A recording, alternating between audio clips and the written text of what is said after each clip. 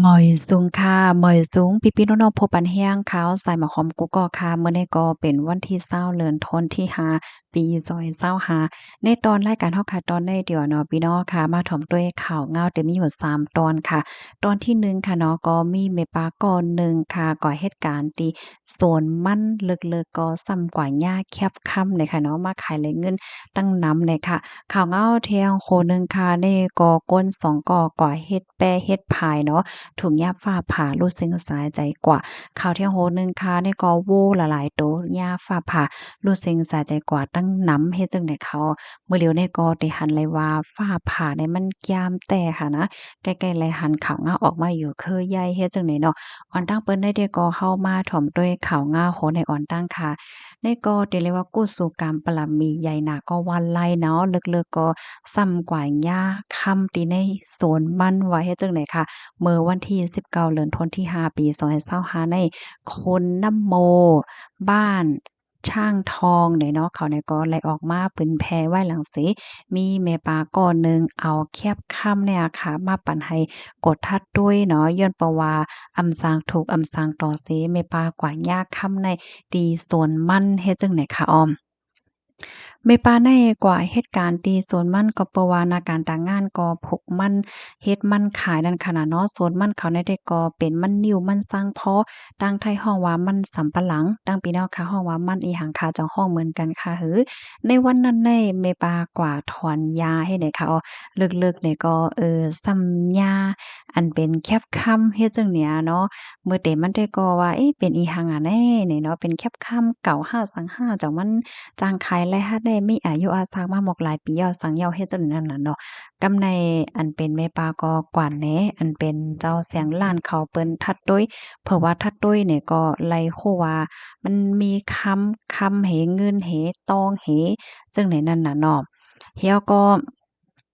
เผลอว่ามานับส่วนด้วยทั้งเสียงทั้งหมดในน้ำหนักมันในติมีอยู่63.07ค่ะเพราะว่ามันนับส่วนเป็นวาตเนี่ยก็ติมีอยู่หมอก4วาตเจ้อในอ้อก้อยกาว่ามันทำเปอร์เซ็นต์มันทำเป็น50พ้อง60พ้องเฮ็ดจั่งเนี้ยเพราะว่าเป็นคำที่อันเฮาค้าอ่านหันเปิ้นซื้อขายกันอยู่ได้ก็มันสิเป็น96ใจค่ะอ้อกำนั้นแลน้ำหนักมันมี4วาตว่าในเซตานับส่วนเป็นเงินก็ได้ตกแม่นอยู่ 92,790ให้แนวค่อยกะว่าเจ้าแสงล้านใจลีเหี่ยวก็ปันให้ปากว่า100,000เต็มๆเลยเด้ค่ะนะเหี่ยวก็แนะนำว่ากว่าเฮ็ดตั้งลิกุสูเลยนาเฮ็ดจั่งใดค่ะข้อมูลในคาเลปีมาที่ห้องการข่าวสดออกไว้เนาะอันนี้ก็ยินหลีห่มจ้มๆแม่ปลาค่ะนะ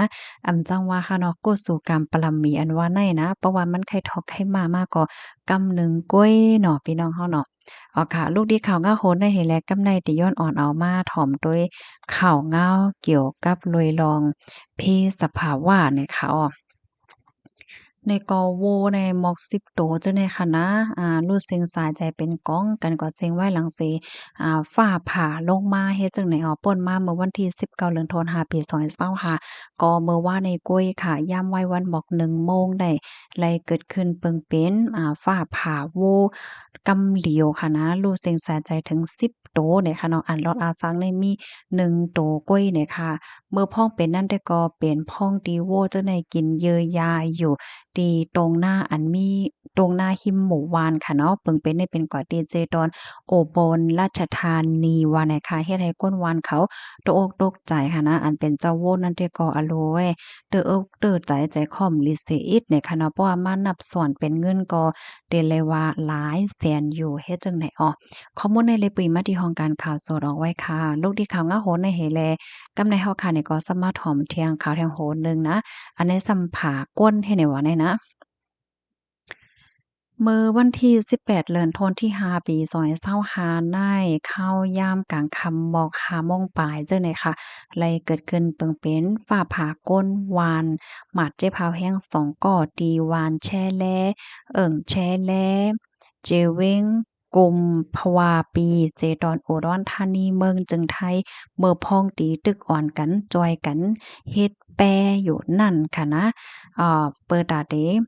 เหมือนหนังมันติมีค่ะนะเพราะว่าติถึงข้าวฝนยามเปิ้นก็เฮ็ดแป้เฮ็ดพายเหมือนจั่งว่าให้ปลามากคำาแหวก็เก็บปลามานั่นน่ะ ตั้งพี่น้องค่ะห้องไว้อีหังก็แหน่จอนใจเป็นพายแป้ให้แหน่มใจห้าอ๋อเฮ็ดอันเหี่ยวก็เขาในก็หิมแน่ตึงลาเตเจ้าหน้าที่ภูมิพลพรเขาเผอว่าภูมิพลพรเขามาถึงในก็พบโทษว่าเขาทั้งสองก่อนนั้นดูสิ่งสายใจยาวในเนาะจื้อห้องว่านายวิราญอายุไล68ปีและแถงก็นึงซ้ำเป็นนายธนาวุฒิอายุไล46ปีเนี่ยค่ะอ้อก็เป็นนายไพรีอายุ75ปีญาติพี่น้องของนายวีรันนั่นค่ะเนาะก็ลาดว่าเมื่อแต่มันได้แต่ก็เข้าในก็ไล่ออนกันกว่าสร้างแป้ค่ะนะเปิดตาหางเฮียนยกขึ้นมาเห็นเหมือนจังว่าไปเอาปลาจังอะพ้องข้าวฝนเพราะว่าน้ำนองว่าสั่งว่ามาเฮ็ดจังได๋เนี่ยปลาก็ได้ออกมาจ้อมให้ก็เขาก็ได้ไล่ปลานั่นน่ะเขาก็เฮ็ดจังนั้นนะคะว่ามื้อกำนันค่ะเนาะเฮียก็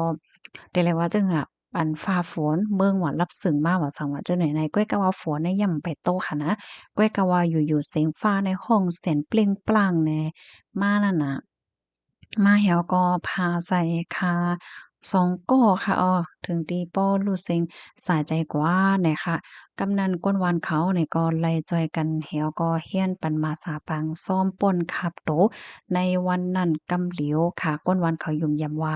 อันเขาเลยรู้สึงสายใจก่อนได้มันใจสภาวะนั่นน่ะเนาะจ้อมหนังลองยุ่มย้ำมีนั่นแหวก็เขาก็หิมเน็ตเฮียเฮียนปันป่นขับโตปันก่อว่าไหนค่ะ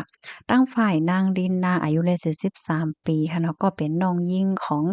นายธนาวุฒินั่นก็ลาดในว่าพี่อ้ายเขานั่นได้ก็นั่นน่ะเขาอ่อนกันกว่าจอยกันเฮ็ดแป้เปิดตาเดไปเอาปลาว่าซังว่าเฮ็ดจั่งใดเฮ็ดไหนน่ะนะออกเฮิ้นกว่าจะมื้อบ่ายโมงว่าซังว่าเจ้านายค่ะอันที่เป็นจั่งใดก็มี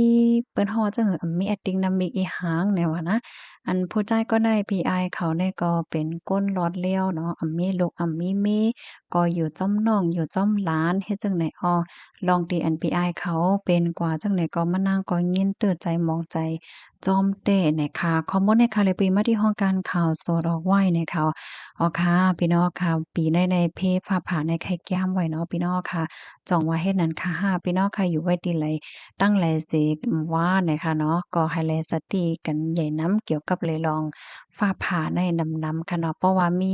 ฟ้าเงึบฟ้าฝนมาผ่าอย่างได้มาไหนอย่าไว้เมามางค่ะนะบ่เป็นไรก็อย่าไปออกขอออกเฮิ้นเหย้าน่ะค่ะยินจมใหญ่นำค่ะย้อนให้อยู่ลีกินหวานและรอดเพกันกูก็ค่ะหนังเฮอเตจังเลยฮับผู้แลจังเลยฟังปันกันนั่นก็สืบเปิ้นแพ่แชร์ก็ใส่กำค่ะเนาะยินจมใหญ่นำค่ะ